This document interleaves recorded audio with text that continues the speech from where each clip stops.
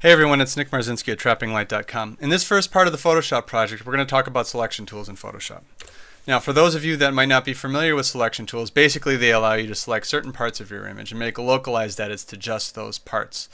Think of it kind of like selecting text in a word processor, okay? Once you select the text, you can do all sorts of things with it. You can make it bold, change the font, cut it, copy it, anything like that. And the changes are confined only to the text that you've selected. It's the same thing in Photoshop. Once you make a selection in Photoshop, you can brighten it or darken it or copy it or do anything that you want without affecting the rest of the image. So understanding how the selection tools work is pretty important. There's 4 tools that we're going to talk about today. There's the Marquee Tool, the Lasso Tool, the Magic Wand, the Quick Selection, and the Quick Selection Brush. I've put the shortcuts, the keyboard shortcuts, on this slide as well. And if you haven't used keyboard shortcuts before, make it a part of your workflow because it can really streamline the process considerably.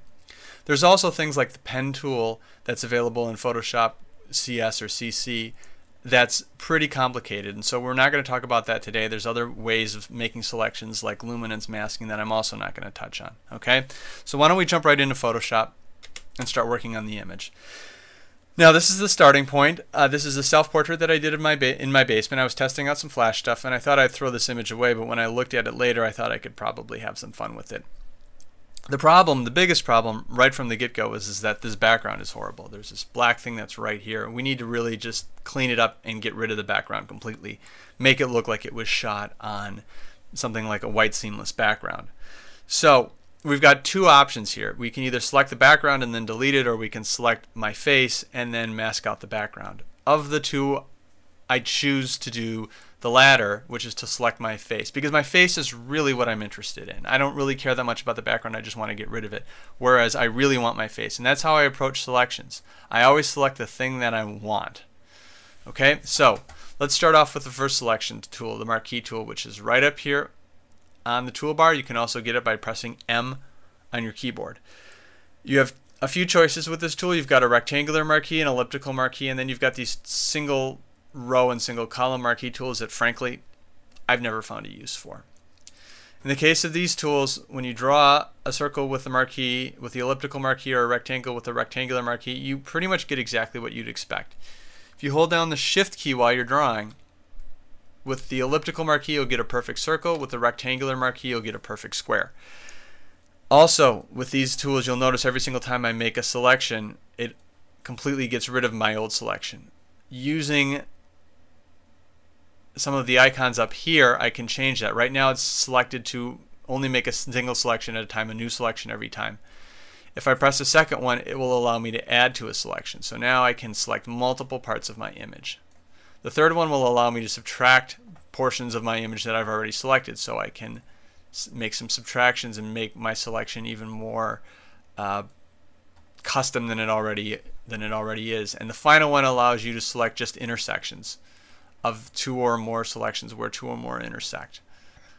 In this case, for this tool, because I'm trying to select my head, which is not exactly circular or square, these tools really aren't that good. They're great for doing things like vignette or selecting an eye, for example, to make a change to it like that. But to do a large selection on a face, it's just these tools simply don't work. So let's move on from there. The next tool that I'm going to talk about is the Lasso Tool, and like the Marquee Tool, it comes in a number of different flavors. You've got the regular lasso, the polygonal lasso, and the magnetic lasso. The regular Lasso Tool is exactly what you think. You press and hold the mouse button down, or the pen tool if you're using a graphics tablet, and you just simply draw a circle around what you want to select. And Photoshop, when you close the circle, Photoshop automatically puts the marching ants around it. Now, in this case, this one doesn't really work that well. Because it's freehand, it's really difficult to get these small areas like my hair, like around my ears, and you can see that the selection that I've drawn is too big in a few areas and then too small in a few other areas, and so this is not going to work. The polygonal lasso tool is a little bit different. Rather than holding the button down and drawing with freeform, you click and add nodes and then the tool, and you simply just do this all the way around an image. Now, if you go way too far out, something like that, you can always undo previous nodes by pressing the delete button. Each time you press the delete button, it gets rid of another node. And so then you just correct it and keep going. Now, as with the freeform lasso, there's no edge detection on this. Photoshop's not helping you out any. It's just simply allowing you to place nodes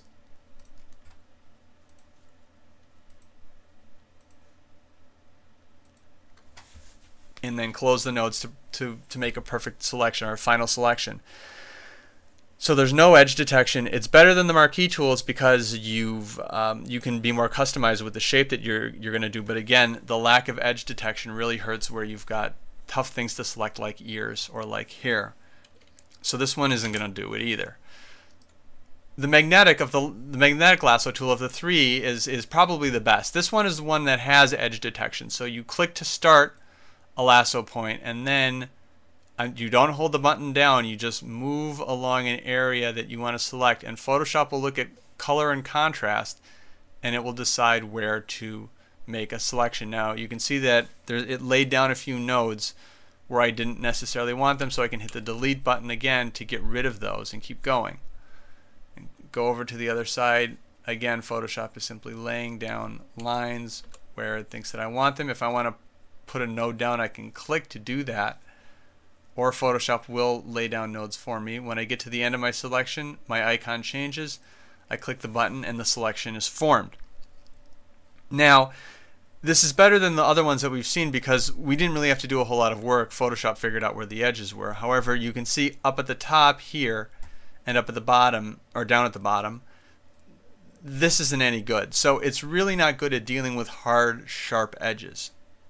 Okay, and so that makes it also unsuitable for what we want to do. So I'm going to deselect by pressing Control D or Command D if you're working on a Mac.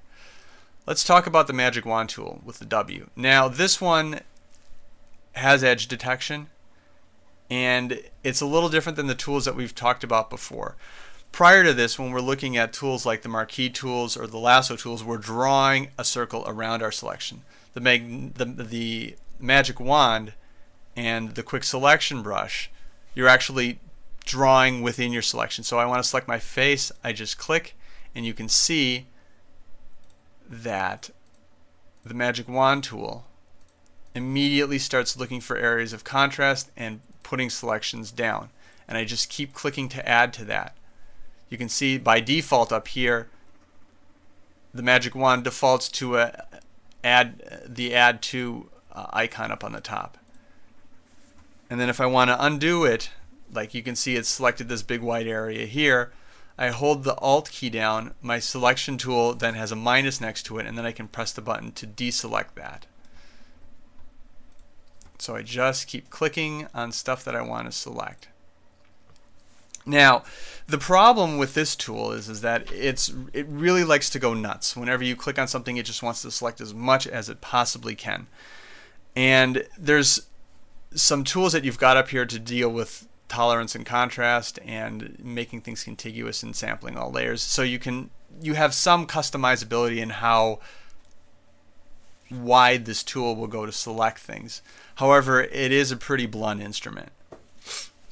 And if you've got an image like this one where there's a lot of really soft gradients between areas, such as the areas of my face where it goes from light to dark, this tool doesn't work so well. It really likes images where there's really hard, stark contrasts where it can very easily snap a selection right to that.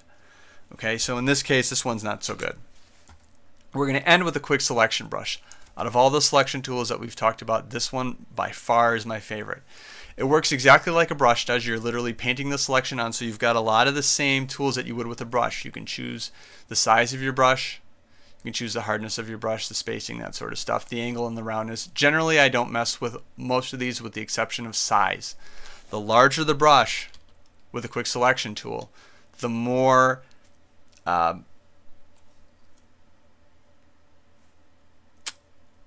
the further that this brush goes, it will go wider with the selection. So I've chosen a wide brush right now. It's 250 pixels. I'm increasing the size by pressing the right bracket key on my keyboard, and I just start selecting, and you can see when I do that, all I got to do is run it around a few areas of my image, and Photoshop snaps to the edges, finds where the edges are, and then just selects them right like that. Now when I'm working with the brush like this, I start with the big stuff. So I start getting as much of my selection down as I possibly can, and then I move into doing smaller things. So now that I've got my face pretty well done, I'm going to go check my edges and clean them up if I need to.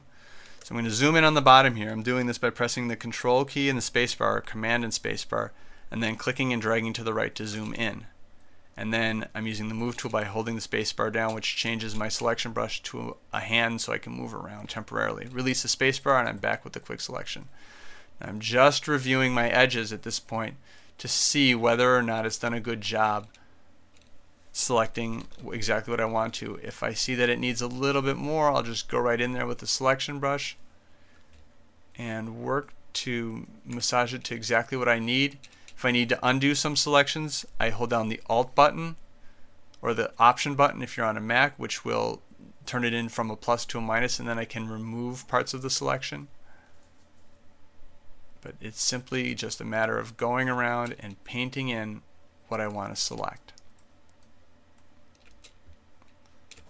And right now, what I'm seeing here looks pretty good. So I'm going to zoom back out. Let's zoom back in just a little bit there. I like what I do. I'm going to go down to my Layers palette and add a mask. And you can see that it's knocked out the background now, and this actually looks pretty good. I'm going to add a solid color fill layer of white, drag it behind there, and there you go. Now, right off the bat, there's a few problems with this. My hair doesn't look real good in how it got selected up here and over here, and there's a little bit of fringing on my neck right here and right here as well. But that's where we're going to stop today. While we've got a selection at this point, like I said, it's not perfect. And in the video next week, Monday, I'm going to go over an additional tool that we've got when we selected something with the quick selection brush, which is the Refine Edge feature, and how we can use that to really take what we've got from the selection brush and make it clean. So in closing, I hope you learned something from this video. I hope you stop by next Monday when we start talking about Refine Edge and masking tips. Again, if you want a copy of this image to experiment on, feel free to stop by my website at trappinglight.com. I've got a link there. You can download the image. In the meantime, hope you have a nice weekend.